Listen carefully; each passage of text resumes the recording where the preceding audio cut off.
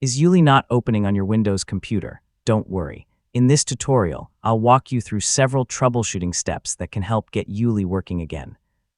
We'll check whether it's already running, restart it, verify your installation, and look at a few common fixes. So let's get started.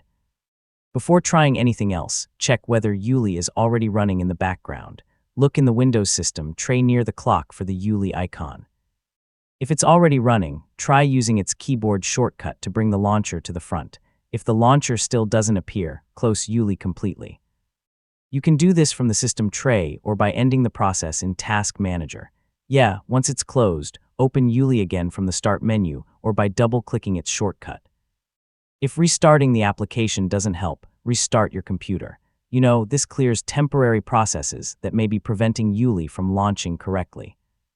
After Windows starts again, try opening ueli one more time. If ueli still won't open, the installation may be incomplete or corrupted. Download the latest version from the official source and reinstall the application.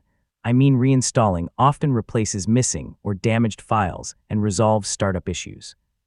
In some cases, antivirus software or Windows security settings may prevent applications from starting.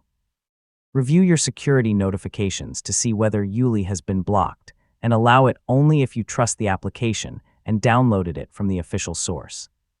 Finally, make sure both Windows and ueli are fully up to date, so installing the latest updates can fix compatibility problems and improve stability.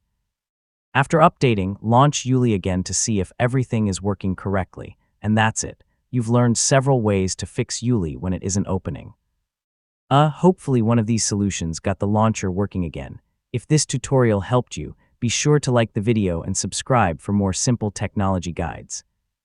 Thanks for watching, and I'll see you in the next video.